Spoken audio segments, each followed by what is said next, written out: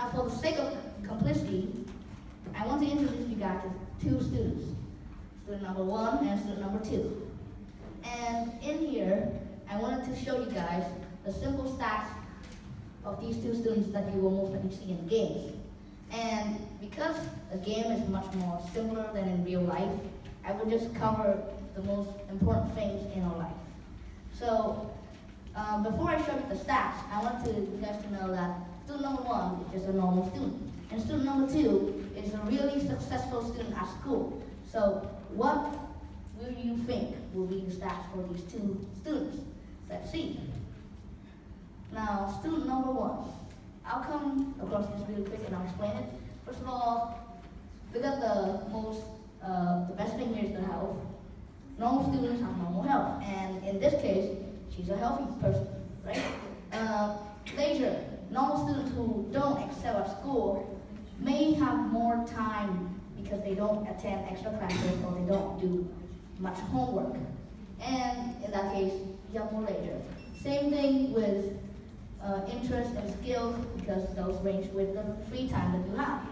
Also, social events, it is those skills that you go out and communicate or do social activities with other people, which also range with time.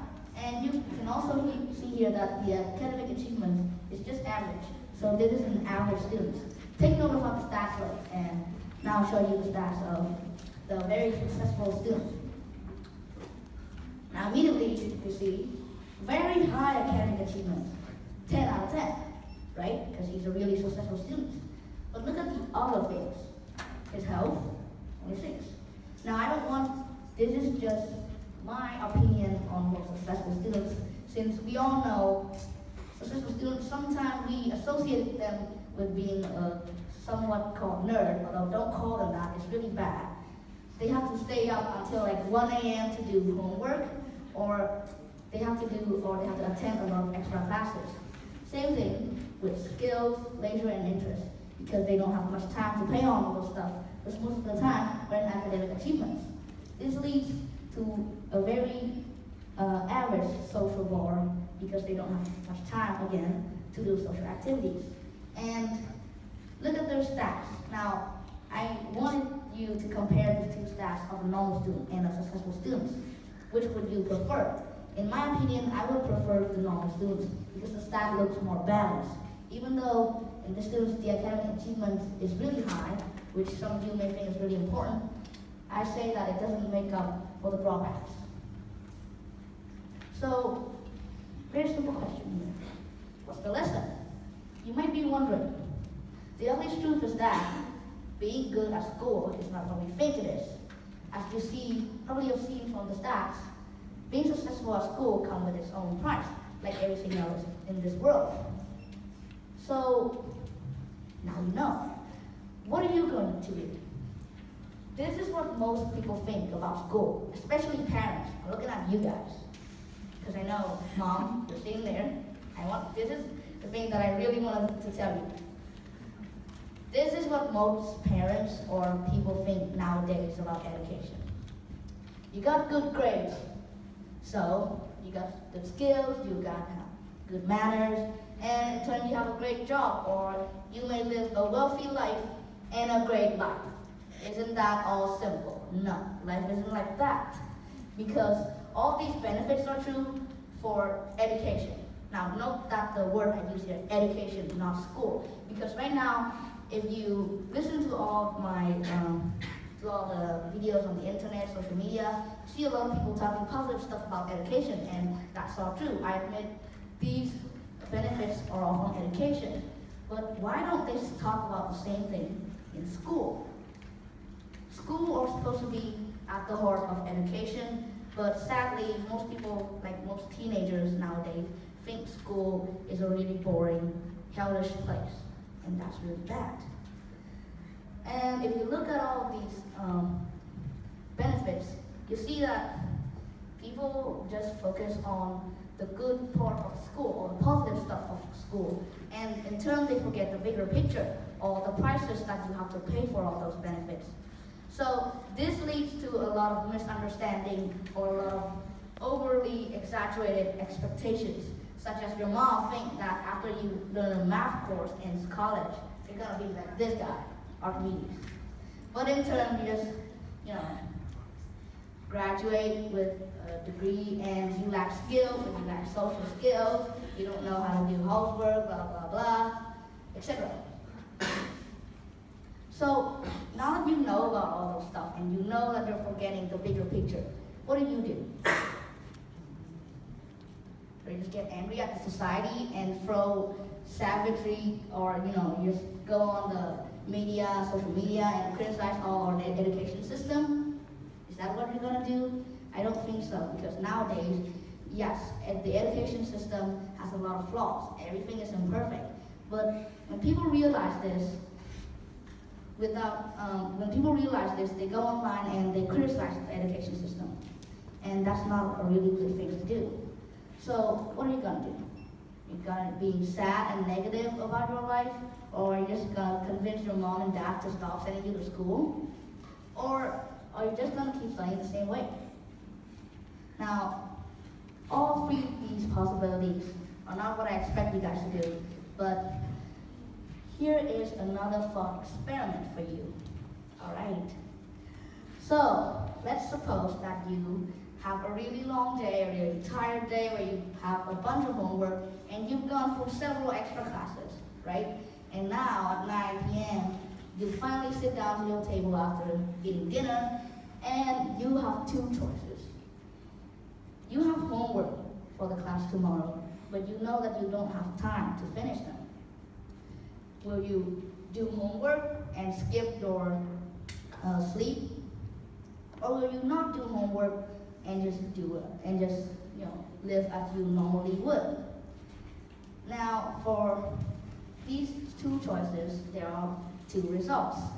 First, this choice to do homework and skip other things that are really important, like sleep, meals, etc. This is a thing that a good student would do. Why would I say a good student would do? Because it's simply, you just did your task. You do your homework, and that's a good thing. At least that's what teachers think, and that's what school expected us to do, right? So in turn, you become a good student. You fulfill your responsibility. But the second task, you would carry on as you would normally live, you would eat normally, you would sleep normally, but you didn't do homework. I say this is a thing that a balanced person would do. Now, why I say balanced? Balancing your life is really important. Because, you know what? If you make this choice, you choose to do your homework but skip on the other thing. And first of all, it's going to affect your health. As you may skip meals, you may skip your sleep, and it's going to affect you long term, which will most reflect on your future, not now. And the second decision, you choose to live as normal and not do your homework because you don't have time. This is what I usually do, because I cannot afford, for the sake of my health, I cannot afford to lose any sleep or to skip any meals just for doing homework. And please understand me that in this situation, I'm just showing you two possible decisions. I am not by all means encouraging you guys to not do homework. If you have time, do it, because education is really important, okay? But what I'm trying to say is, this is really exaggerated on really high scale of studying that forces our children and students to skip even their meals and their normal healthy lifestyle. So please don't do this. And now that you know, maybe skipping your homework isn't a really good thing, and you know that being successful at school doesn't really mean having a good lifetime. What will you do? And that is going to be a choice that's up to you, but for now, I'm going to help you guys on tips for handling homework or how to both be a balanced student at school and a balanced student, and a balanced person in life. Because if you all play games, then being balanced is really important.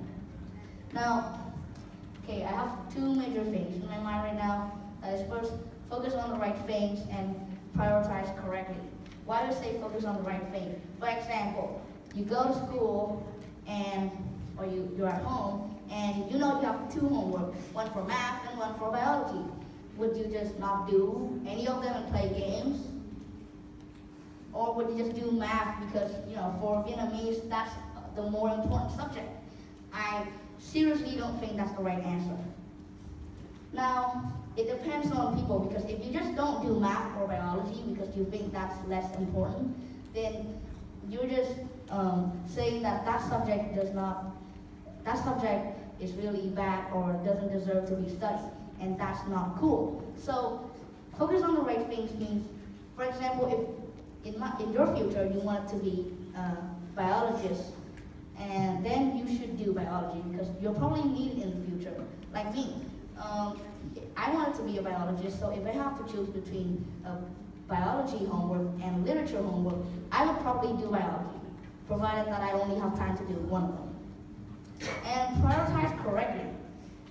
Now, most of you think that, okay, I just don't like to do homework. I just like to play games, right? So, is that a wrong decision for you guys not to do homework and play games instead? I say otherwise. Some people have really, really strange success, strange goals. And maybe, who knows? Maybe you want to be like PewDiePie in the future. Maybe you want to be a YouTuber, a gamer, and you think that focusing on gaming right now would be the best choice.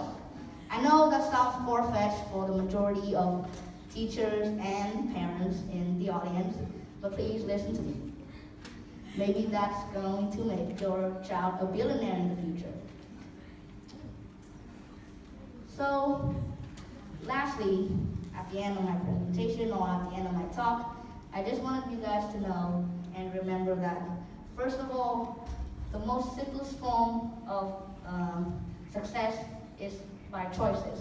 And you make decisions and it leads you to some kind of result. It could be successful or not. But remember that the success will not be entirely yours if the decisions aren't or weren't.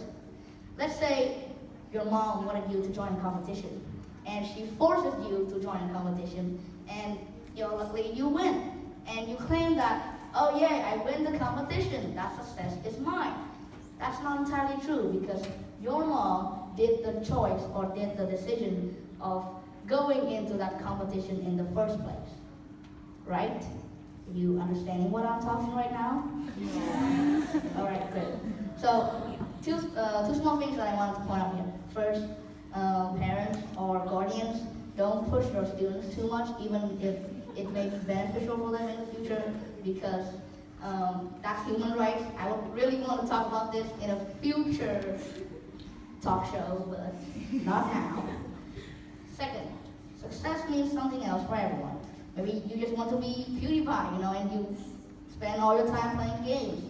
Or you just want to be a biologist and you spend all your time going picnic or just doing research in the lab. It doesn't matter, as long as you have a dream and you have a goal and you're working really hard to get on it. That's why you don't judge others by their goals. And I want to point this out because this is a thing that many, many parents and guardians nowadays sadly do with their children. Yeah, and that is the end of my presentation. Thank you for listening.